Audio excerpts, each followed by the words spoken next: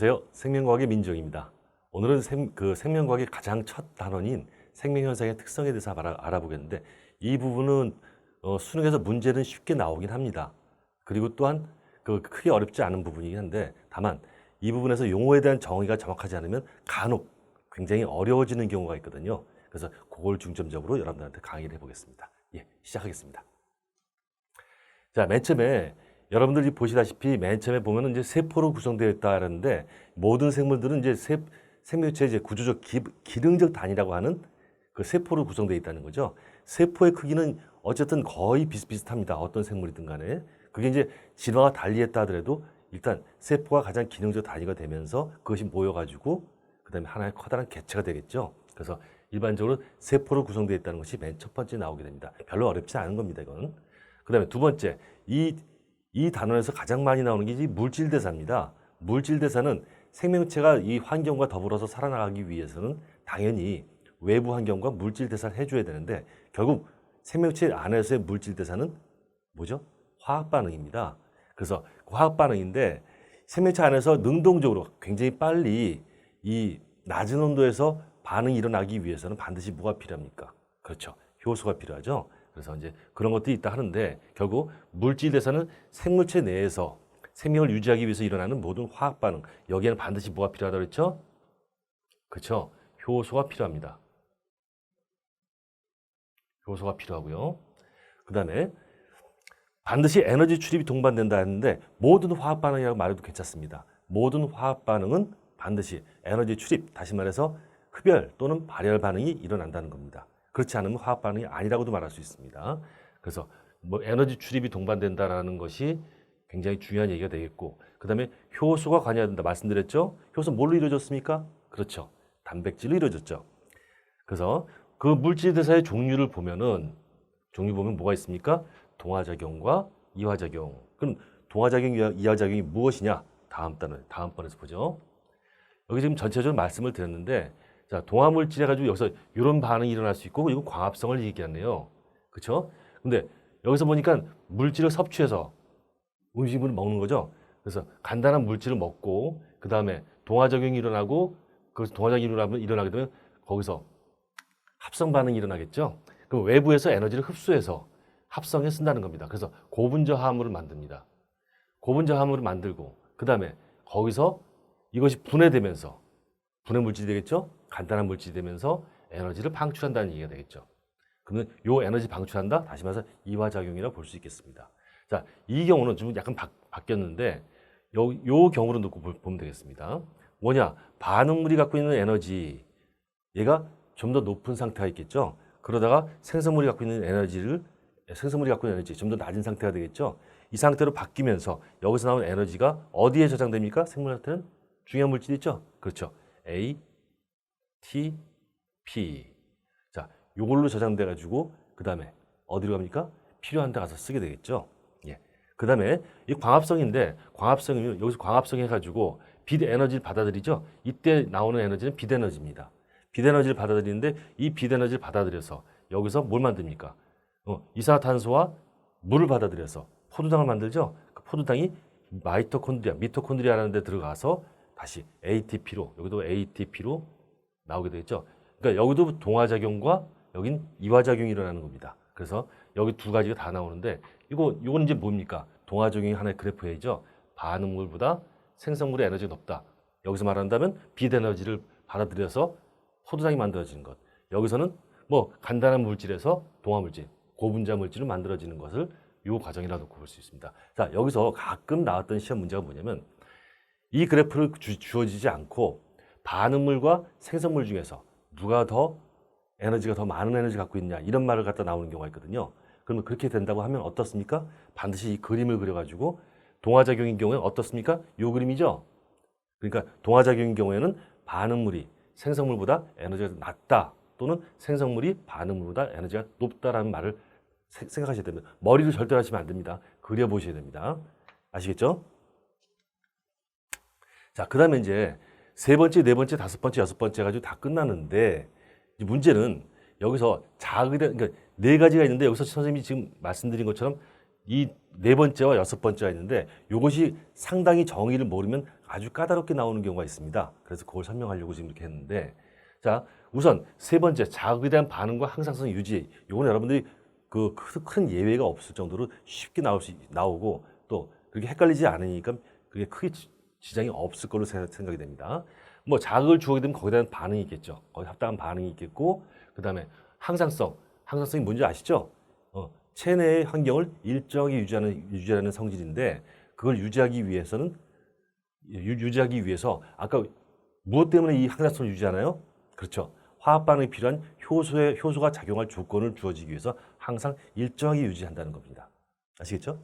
근데 이제 그거는 넘어가는데, 발생과 생장 많이 들어봤던 얘기입니다. 이게 발생과 생장은 많이 들어봤던 얘기인데, 발생은 뭐고 생장은 뭐냐, 또 그 한계가 어디까지 주어지냐, 약간 수능 특강이라든가 아니면 그런 쪽에서도 좀 혼돈이 있었는데, 자, 발생은 여기서 말씀드린다면 수정란에서부터 시작해서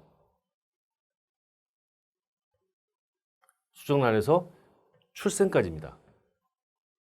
자, 출생이라고 말했는데 요거는 좀 조심하셔야 될 게, 어른 개체와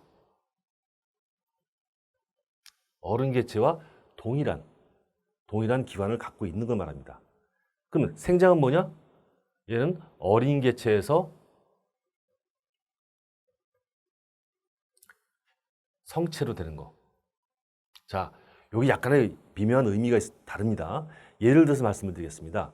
그 개구리가, 뭐 사람 같은 경우는 뭐 아무런 문제가 안 되는데, 개구리가 만들어지는 그 발생하는 과정을 갖다 하고 생장하는 과정을 갖다 말씀을 드린다면, 개구리는 수정란, 3단계는 나누죠. 수정란에서 올챙이에서 어린 개구리에서 어른 개구리 되지 않습니까? 자, 이랬을 때 어디서 어디까지가 발생이고 어디서 어디까지가 생장인지 명확하게 구분하셔야 되거든요. 문제는 어디 있습니까? 그렇죠. 올챙이부터 어린 개구리까지가 이게 발생이냐 생장이냐, 이걸 구분하기가 좀 어렵다는 겁니다. 물론 옛날에는 그 부분을 아예 빼놓고선 수능 특강에 나왔습니다. 3년인가 4년 전에 수능 특강에서는 그 중간을 빼놓은 경우가 있습니다. 귀찮으니까 아예 빼버리자 했는데 좀 무책임한 그 처사였죠. 그런데 요즘에는 이제 정확한 정의를 내렸는데, 발생은 수정란부터 시작해서 어린 개구리까지입니다. 다시 말해서 올챙이는 어떻습니까? 올챙이는 발생 과정입니다. 발생 과정. 자, 이거 정의를 어떻게 했냐? 독립생활을 할 수 있는, 옛날에는 독립생활을 할 수 있는 데까지가 발생이라고 했는데, 지금은 그게 아니라 어른 개체와 동일한 기관을 갖고 있는 그 상태까지를 발생이라고 얘기를 합니다. 그러니까 우리가 흔히 말하는 변태 과정이 있지 않습니까? 그렇죠. 그 곤충들 같은 경우는 알에서 애벌레에서 성충이 되죠. 그러면 이 경우도 마찬가지로 적용이 되겠죠. 알에서, 수정란에서 성충이 되기 바로 직전, 우화되기 바로 직전까지가 바로 뭡니까? 발생이 되는 겁니다. 이해하시겠죠? 꼭 기억하셔야 됩니다. 그 다음에 생식과 유전했는데, 여기서 제가 빨간색으로 해놓은 이유가 뭐냐면, 생식 압니다. 자기하고 비슷한 개체, 동일한 개체를 만들어내는 과정 자체를 생식이라고 하고, 유전은 부모의 형질을 자식한테 물려주는 현상을 유전이라고 하는데, 제가 왜 생식이라 하냐면, 여러분들 생원 책에서 본다면 핵 생물과 그 다음에 바이러스와 그 다음에 프라이온이라는 게 있었을 겁니다. 어디서 나오죠? 그렇죠. 병원체에서 나오죠. 여기서 원핵 생물 같은 경우와 바이러스 같은 경우 프라이온이라는데, 이것이 그 개체수가 증가하는 게 전부 다 이름이 다릅니다. 얘는 생식입니다. 얘는 증식이라고 그러고, 프라이온 같은 경우는 좀 말하기 그렇긴 하지만 그냥 감염이란 말을 씁니다. 자, 이거에 대한 구분 한번 해보죠. 그것 때문에 제가 이걸 빨간색으로 썼거든요. 빨간색이요. 자, 여기서 본다면 원핵 생물 같은 경우는 실제로 핵이 없습니다. 핵이 없으면 DNA가 없느냐? 있습니다. 마치 어떤 거냐면, 그 다음에 세포 소기관도 없습니다. 원핵 생물은. 세포 소기관도 없는데 그래도 있을 건 다 있어요. 이게 무슨 말이냐? 여러분들 방에 아무런 가구가 없이 뭐 수납할 수 있는 가구가 없이 여러 가지 물건들을 갖다 그냥 방바닥에 너질러 놓는 것 이것이 바로 원핵생물이고 이거에 반대되는 개념이 진핵생물이거든요. 진핵생물은 방 안에 뭐가 있다는 겁니까? 각종 가구가 다 있다는 거죠. 그래서 그 가구에다가 수납을 해놓는다는 얘기입니다. 그래서 원핵생물보다는 진핵생물이 어떻습니까? 좀 더 진화된 거겠죠. 근데 이 경우 원핵생물 같은 경우는 생식을 한다는데 뭐냐? 이분법 다시 말해서 분열을 해가지고 자기 스스로 분열을 해가지고 자기와 똑같은 개체를 만들어내는 겁니다. 그럴 때 생식이라 말할 수 있다는 거죠. 물론 우리가 생식일 땐 암컷과 수컷에 의해서 자손이 나온다는 것도 생식이 되는데 요거는 유성생식이고 원핵생물 같은 경우는 이분법이죠. 한 개의 세포가 둘로 나눠지는데 지 스스로 만들 수 있기 때문에 얘도 생식인데 무슨 생식? 무성생식이라는 뜻입니다. 그래서 원핵생물은 생식이라는 말을 붙일 수 있습니다. 근데 바이러스는 어떻습니까? 여러분들 잘 아시다시피 바이러스 같은 경우는 어때요? 기생을 하죠. 들어가서 숙주세포에서 효소 이것저것 빌려가지고 그걸로 자기를 만드는 거죠. 그러니까 바이러스는 뭐밖에 없습니까? 핵산과 단백질 껍질밖에 없어요. 그럼 지 스스로 만들 수 있냐? 자기 스스로 못하는데 자기하고 똑같은 개체는 만들 수 있습니다. 그래서 생시란 말은 못하는 거죠. 자기 스스로 만드는 것이 못하니까. 그래서 생시란 말은 못하고 그냥 개체 수가 없는 데서 계속 늘어나니까 새로 만들어지는 거기 때문에 얘를 증식이란 말을 붙였습니다. 그럼 프라이온은 또 뭐죠? 그렇죠. 프라이온 같은 경우는 그 병원성 단백질이죠. 그냥 단백질 덩어리입니다. 다만 변형이 돼 있어가지고 그것이 제 기능을 못하기 때문에 이걸 병원체라고 얘기를 하는데 문제는 뭐냐면 정상 프라이온이 반드시 있는데 정상 프라이온을 툭 건드리니까 어떻습니까? 정상 프라이온이 변형 프라이온으로 바뀌는 거죠. 그래서 점점 그 변형 프라이온이 많아지는 겁니다. 얘는 스스로 만드는 게 아니죠. 또 여기서 바이러스처럼 남을 빌려서 새로 만들어지는 것이 아니라 이미 만들어져 있는 정상 프라이온을 바꾸는 거죠. 그래서 이걸 감염이란 말을 쓰는 겁니다. 요거는 여러분들 좀 그 용어에 대한 그 개념이기 때문에 조금 조심해서 확실하게 익혀두셔야 될 것 같습니다. 자, 그 다음에 마지막으로 적응과 진화 이렇게 했는데 적응은 뭐고 진화는 뭐냐? 전부 다 환경 변화에 따라서 이 자기 신체 또는 생활 습관, 모양 이런 것들을 변화시키는 건데 이거 갖고선 구분을 지으니까 시간이 긴 건 진화고 시간이 짧은 건 적응이랍니다. 비슷하게 맞긴 맞았는데 실제로 적응과 진화 어디서부터 끊습니까? 끊을 수가 없죠. 끊을 수가 없기 때문에 실제로 적응과 진화는 그렇게 구분지지 않습니다. 잠시 보면은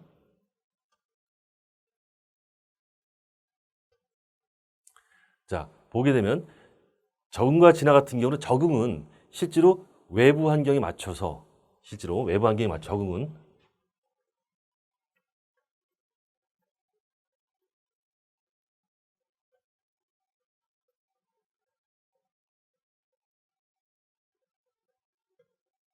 이렇게 외부 환경에 맞춰서 모양, 습관, 습성 이렇게 되겠죠. 그 다음에 그 구조 뭐 이런 것들이 변하는 겁니다. 근데 진화도 똑같이 하거든요. 진화도 똑같습니다. 차이점은 아십니까 혹시? 이걸 조금 놓치는 경우가 많은데 차이점은 바로 뭐냐? 얘 같은 경우는 얘와 이것과 이것의 차이점은 종 구별이 있냐 없냐입니다.